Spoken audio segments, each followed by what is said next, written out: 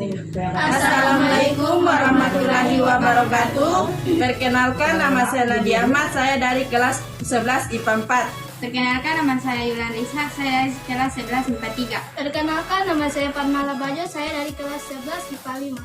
Perkenalkan, nama saya Nagita Dewi Kalimpungku dari kelas 11 IPS 5. Pada kesempatan kali ini kami akan melakukan wawancara yang bertema demokrasi kepada kepala desa.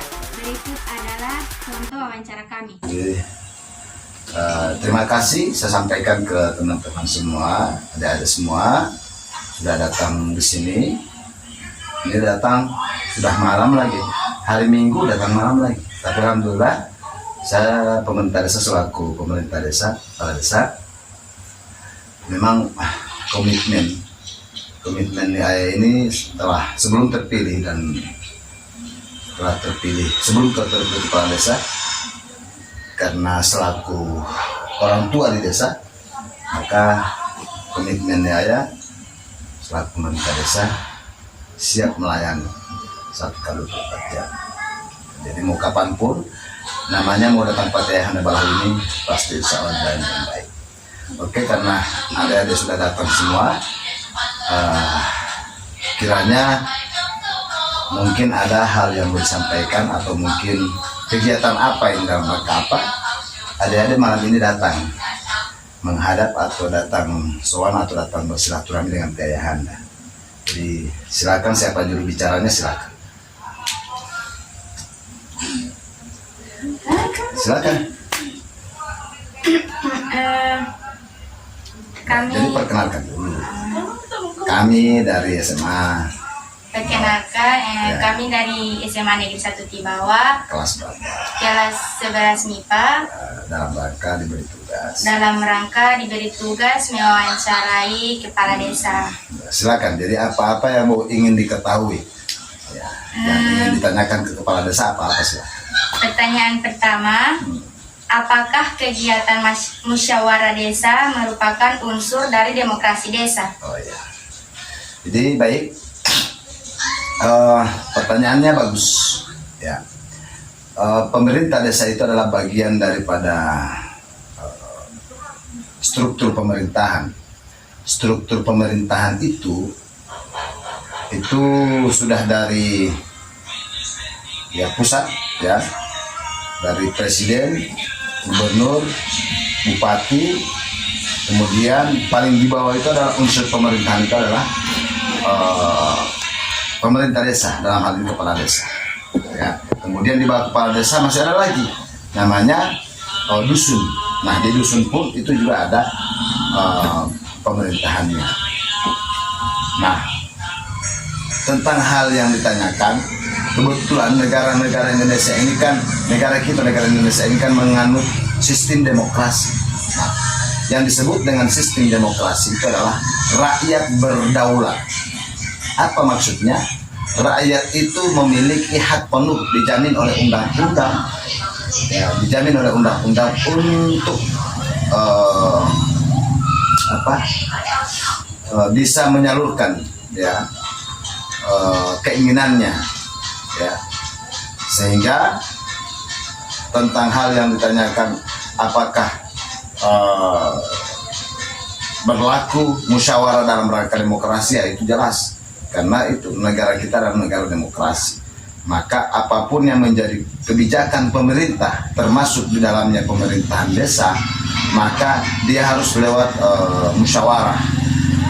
Jadi sistemnya oleh rakyat, dari rakyat, oleh rakyat, dan untuk rakyat.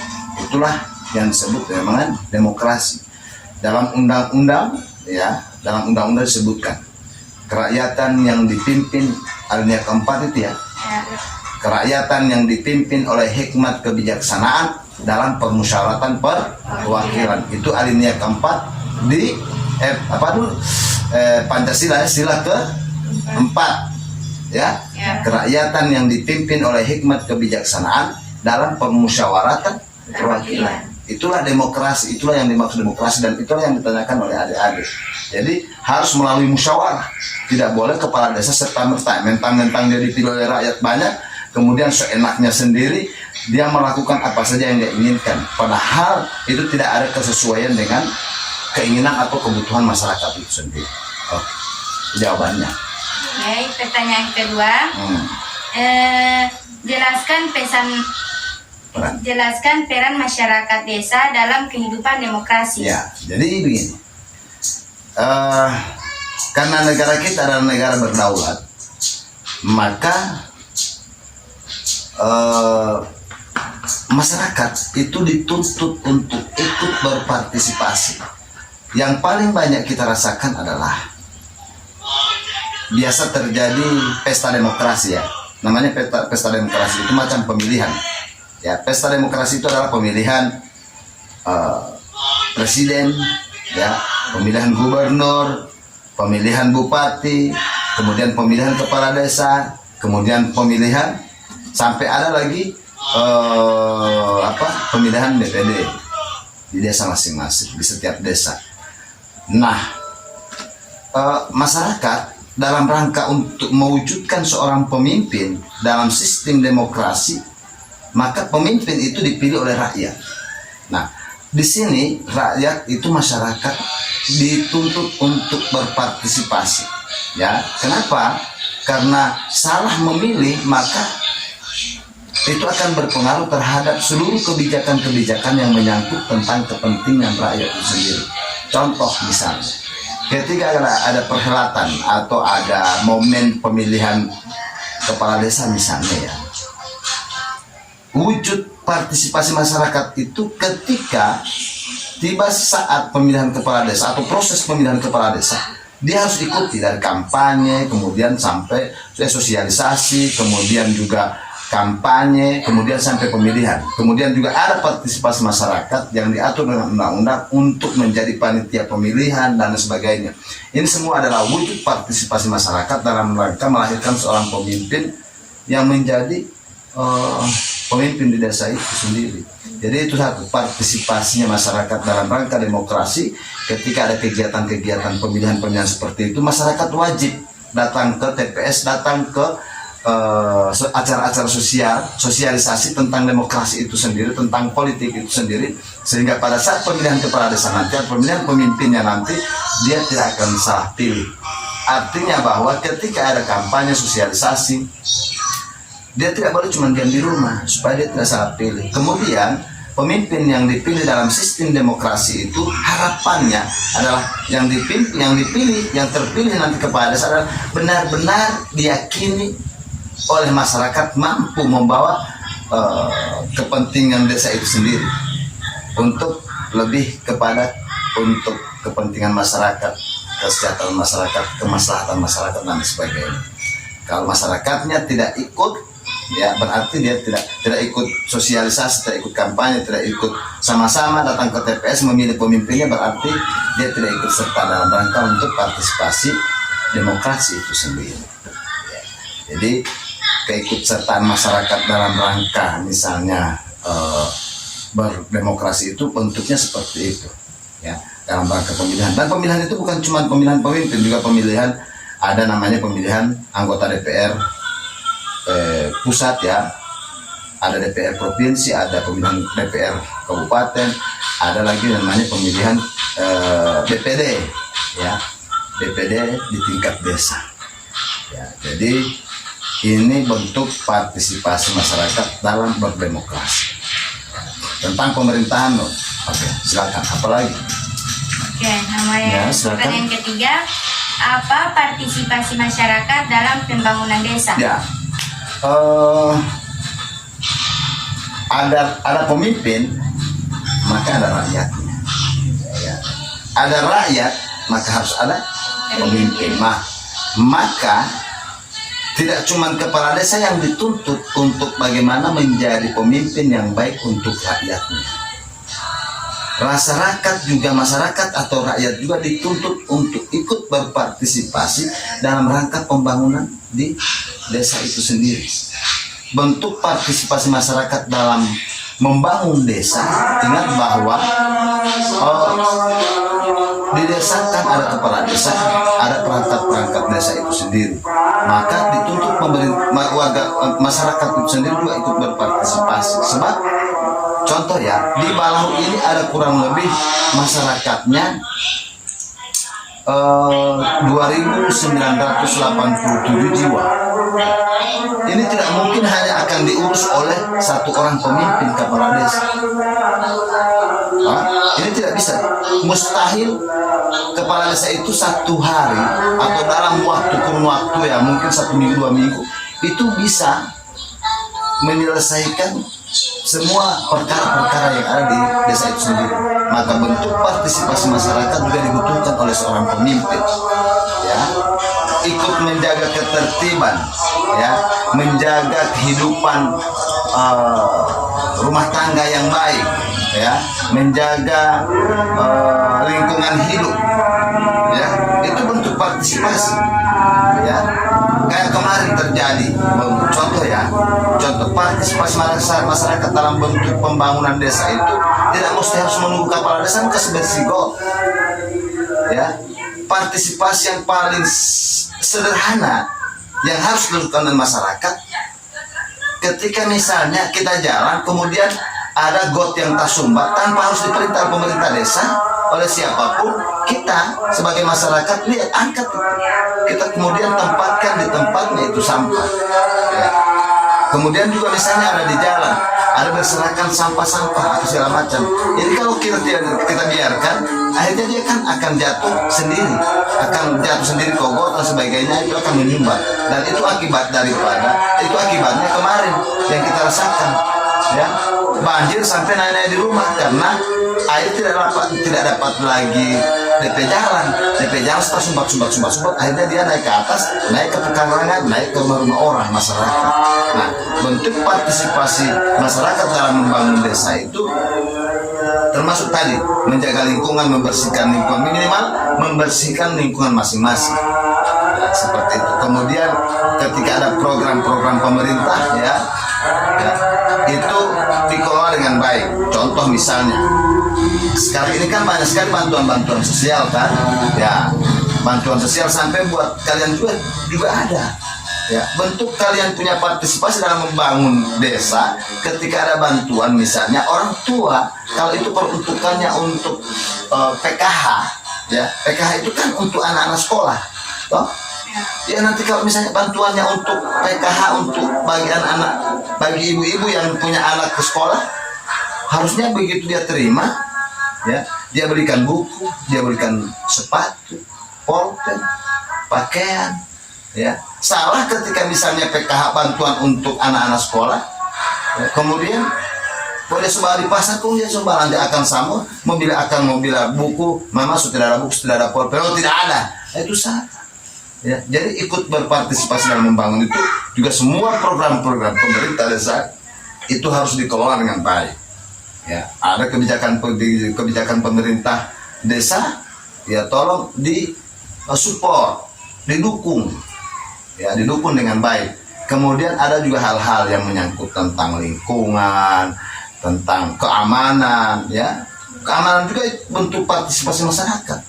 Jadi kalau misalnya sudah pada orang kumpul-kumpul, dia memulai ya, apa ada kegiatan, iyalah anak-anak muda minum-minum, tegur baik-baik, ya, kasih ingat baik-baik. Itu juga partisipasi masyarakat dalam rangka menjaga kenyamanan dan keamanan lingkungan. Silakan. Apalagi deh? Oke, pertanyaan keempat. Banyak ini pertanyaannya. Mantap. Tapi dia ini tanpa teks ini, tanpa malaria buku ini. Mudah-mudahan dia bisa menjawab dan insya Allah ini bisa menambah ilmu pengetahuan kalian dan bisa menyelesaikan kalian punya tugas. Silakan. Apalagi? Apakah Badan Permusyawaratan Desa atau BPD dipilih secara demokrasi? Oh, jadi begini. Di desa ini ada seorang pemimpin, ya. Pemimpin itu supaya dia tidak semena-mena, maka oleh aturan undang-undang itu harus ada dibentuk sebuah lembaga yang akan mengawasi semua kebijakan-kebijakan pemerintah desa. Dalam hal ini disebut dengan Badan Permusyawaratan Desa. Nah, bicara tentang permusyawaratan tadi, ya, dia juga harus bersifat demokrasi. Maka kalau ada yang namanya sifat demokrasi, maka roh daripada demokrasi itu sendiri adalah dari rakyat oleh rakyat, dari rakyat oleh rakyat untuk rakyat. Nah, BPD itu adalah representasi. Ya, representasi itu adalah gambaran daripada masyarakat itu sendiri. Maka BPD dalam rangka wujud keberadaan mereka itu harus dipilih oleh rakyat. Ya, mereka dipilih oleh rakyat dan mewakili masing-masing wilayah. Dalam hal ini dusun. Ya. Jadi dusun, misalnya dusun Dulango, ada BPD yang mewakili mereka masyarakat di sana. Ada dusun Balahu, ada masyarakatnya yang mewakili mereka di sana. Kemudian juga ada dusun Basulapa diwakili oleh beberapa orang, namanya itu Badan Permusyawaratan Desa. Nah, kenapa itu harus ada? Kenapa itu harus ada? Itu dalam upaya menjunjung tinggi nilai-nilai demokrasi itu sendiri. Coba bayangkan, tanpa BPD, ketika masyarakat siap, misalnya dusun Dulango yang jumlahnya kurang lebih penduduknya hampir 1.000 ya, 900-an lebih. Ketika ada kepentingan di desa, Kong Durang datang 1 kali. Oh, itu kantor desa. Untuk Ayahanda sudah tahu di Ayahanda siapa yang mau melayani ini. Sehingga dia dibentuk ada namanya BP. Ada masyarakat, salah seorang masyarakat, 2-3 orang masyarakat mewakili kepentingan mereka untuk menjadi penyambung lidah masyarakat menyampaikan kepala desa. Nah, mereka berasal dari masyarakat yang dipilih oleh masyarakat itu sendiri. Ya, tidak boleh kalau tanpa dipilih mereka juga tidak bisa apa-apa, karena siapa-siapa mereka mesti harus berkualitas. Dia mampu membawa aspirasi masyarakat.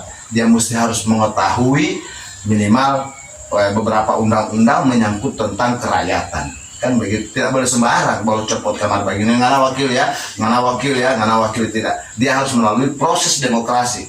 Dia harus melalui musyawarah di tiap dusun. Dicalonkan lebih dulu, ya, diusulkan oleh masing-masing dusun. Setiap dusun mengusulkan, kemudian di desa dikumpulkan berapa orang. Nah, di Balahu ini akan ada kurang lebih 987 dalam undang-undang, maka perwakilan DPD-nya itu ada 7 orang. Nah, panitia pemilihan PPD itu membentuk ya aturan dan sebagainya, kemudian melakukan pendaftaran siapa yang mau bersedia menjadi calon BPD, anggota BPD. Nah, mereka itu yang akan dipilih.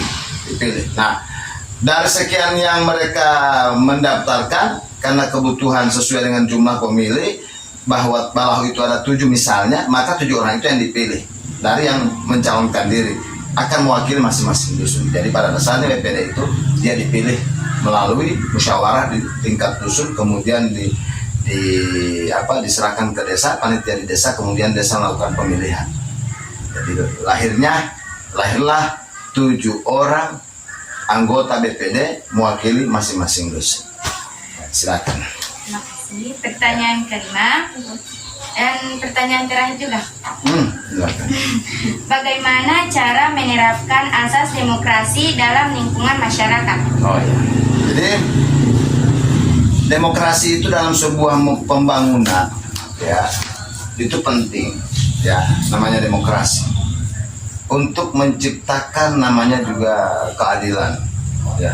Tujuan daripada demokrasi itu untuk melahirkan atau menciptakan sebuah yang namanya keadilan. Maka demokrasi itu tidak cuma cukup itu di sistem pemerintahan, ya. Dalam lingkungan kehidupan kita pun sehari-hari itu sistem demokrasi harus berlaku, ya. Contoh, ya, di rumah itu ada proses demokrasi yang juga harus disikapi oleh yang namanya orang tua sebagai pemimpin rumah tangga. Contoh paling kecil, sampai orang tua, ya, dalam membentuk dalam penerapan demokrasi, yang demokrasi itu muaranya atau ujungnya adalah mampu menciptakan keadilan. Contoh, anak sekolah SD, ya, anak sekolah SD sama anak yang sudah duduk di bangku SMA, tentu kalau beli sepatunya tentu tidak boleh sama. Masa anak sekolah SD beli sepatunya nomor 40? Oh, biar adil. Jadi ada yang SD beli sepatu 40, ya. kakaknya yang sudah SMA juga beli 40. Apa itu adil? Tidak. Maka dalam sebuah kehidupan ya paling kecil di rumah tangga itu, maka sebagai orang tua harus mampu dia menciptakan demokrasi. Demokrasi itu tidak mesti adil dalam bentuk perwujudan apa yang akan dibutuhkan. Ya, semua dilakukan musyawarah. Sini kamu yang kelas SD misalnya, kamu yang SMP sini, mana kamu yang SMA, kamu kebutuhan kamu apa, kebutuhan kamu apa. Ya, jangan supaya karena ini demokrasi, ini adil, kebutuhan kamu apa? Pensil misalnya, sudah pensil semua. Masa SMA sama dengan PAUD? Kan tidak mungkin. Maka dilakukan namanya demokrasi. Demokrasi itu adalah musyawarah, melakukan sesuatu keputusan lewat musyawarah. Musyawarah itu bahwa kepada yang bersangkutan, orang yang di bawah, orang yang dipimpin sebagai rakyat itu memiliki hak untuk menyampaikan apa yang menjadi keinginannya. Dan oleh seorang pemimpin itu harus. Nah, berkaitan terhadap pertanyaan tadi menyangkut bagaimana pemerintah desa dalam rangka untuk menerapkan sistem demokrasi yang ada di desa. Ini yang kita lakukan ya. Jadi contoh dalam lingkungan kehidupan ini bermasyarakat, kebetulan hari ini kepala desa sudah di penghujung tahun ya, sudah Desember. Per Januari 2022 itu sudah harus ada kebijakan dalam bentuk perencanaan pembangunan desa itu untuk masa pemerintahan di 2022. Maka hari ini pemerintah desa itu dituntut untuk mempersiapkan itu. Maka pemerintah desa sudah bulan ini itu sudah sementara merampungkan namanya RPJM, kemudian RKPD desa. Itu semua menyangkut semua program-program pemerintahan desa yang akan kepala desa pemerintah desa lakukan di tahun 2022 dalam bentuk RPJM. RPJM itu lahir dari usulan-usulan dari setiap dusun. Ya, jadi setiap dusun itu kita kumpulkan misalnya sampai 100 sampai 200 orang. Kita kumpulkan setiap dusun. Nah, kemudian di dusun itu kepala desa datang tidak menyampaikan program, tidak, tetapi apa yang menjadi keinginan masyarakat sebebas-bebasnya. Masyarakat menyampaikan itu kebutuhannya kepada pemerintah desa, oleh pemerintah desa itu dicatat semua. Ya, jadi bukan sistem ortodok. Kepala desa datang ke sana, di sini mesti membangun menara, tidak ada begitu. Ya, harus bangun ini, tidak ada begitu. Ya, jadi contoh, ini di sini sudah punya WC misalnya. Ya. Oh belum semua yang punya. Coba angkat tangan yang rumahnya belum ada WC, lingkungan hidupnya masih buang-buang kotoran pakai tas, misalnya WC terbang misalnya, atau WC terpanjang di dunia. Apa itu WC terpanjang di dunia? Kuala. Bisa Mas Babera di Kuala, Pak Joko di Kuala, 1-2 orang sama-sama sambil baku-baku tanya soal pelajaran di sekolah atau PR. Nah, ini sudah pernah Pak Jongko, karena sama-sama rame-rame di Kuala, Pak Jongko sambil bercerita Babera. Ya, biasa begitu kan dulu. Tapi alhamdulillah sekarang sudah oleh pemerintah desa itu sudah dihilangkan, itu diganti dengan program setiap misalnya ada 3-4 rumah ada namanya WC umum ya, tidak dibayar. Dan sekarang sudah ada untuk ibu-ibu lansia yang sudah tua-tua itu sudah langsung dibantu ke rumahnya. Nah, ini yang dilakukan. Jadi contoh-contoh itu yang dilakukan pemerintah desa. Dan bukan cuma itu, banyak hal yang sudah kita kumpulkan sesuai dengan kebutuhan masing-masing dusun. Kemudian kita tuangkan dalam RPJM, namanya Rencana Pembangunan Jangka Menengah oleh pemerintah desa selama 6 tahun setelah kepala desa itu terpilih. Dan hari ini untuk 2022 kami sudah membuat program yang kami ambil dari RPJM itu yang bersifat skala prioritas. Mana lebih kita dahulukan, mana yang lebih penting, mana yang sudah sangat mendesak dibutuhkan masyarakat, itu yang pertama dan mula pertama yang harus kepala desa lakukan. Jadi tentang penerapan sistem demokrasi di tingkat pemerintah desa itu sudah dilakukan. Itu yang kami lakukan, caranya seperti itu. Apapun yang menjadi kebijakan kepala desa itu pasti lewat musyawarah, namanya musdus, musyawarah dusun. Di setiap dusun kita kumpulkan orang banyak, kemudian kita persilahkan mereka untuk menyampaikan aspirasi, keinginan, kebutuhan mereka semua. Sekalipun nanti itu tidak dapat dilaksanakan sekaligus, karena memang sistem pemerintahan itu harus dia berskala prioritas. Skala prioritas itu mana yang sudah lebih dahulu, mana yang sudah mendesak, itu yang harus kita tangani. Contoh hari ini persoalan, kalau kita orang banjir sadiki, semua langsung naik di rumah. Nah, oleh pemerintah desa apa yang harus dia lakukan? Nah, ini kami sudah upayakan ada perencanaan-perencanaan ke depan untuk menanggulangi persoalan seperti itu. Oke, ya mungkin ada lagi? Sudah. Masih tidak ada. Pertanyaan terakhir itu. Jadi itu yang oleh pemerintah desa bisa, kepala desa yang berikan komentar terhadap wawancara pada hari ini, dan dengan harapan insya Allah pertama salam kepada ibu bapak guru ya yang telah memberikan tugas yang modernnya seperti ini. Saya memberikan apresiasi, support sebesar-besarnya kepada anak-anak SMA hari ini. Karena apa? Subhanul yaum rijalul qad. Pemuda-pemudi hari ini adalah pemimpin di masa yang akan datang. Jadi insya ya tidak tahu di antara kalian mungkin ada yang menjadi gubernur, yang dulu bilang presiden lah, karena tidak pernah ada orang dari luar Gorontalo jadi presiden. Ya, jadi mungkin jadi gubernur. Karena ini bicara demokrasi. Ya, jabatan presiden, gubernur, bupati, kepala desa itu adalah jabatan politik. Hari ini kalian dengan tema tugas demokrasi. Mungkin Pak Guru kalian melihat kalian ini ada wajah-wajah jadi pemimpin sehingga diberi tugas ini. Nah, maka tidak menutup kemungkinan mungkin di antara kalian ada yang jadi gubernur atau wakil gubernur, ada jadi bupati atau wakil bupati, atau paling tidak menjadi pemimpin desa, kepala desa. Saya sendiri tadinya jadi anggota DPR, jadi staf khusus bupati bertahun-tahun sampai 8 tahun. Ya, hari ini jadi kepala desa. Inilah roda kehidupan dan inilah namanya yang demokrasi.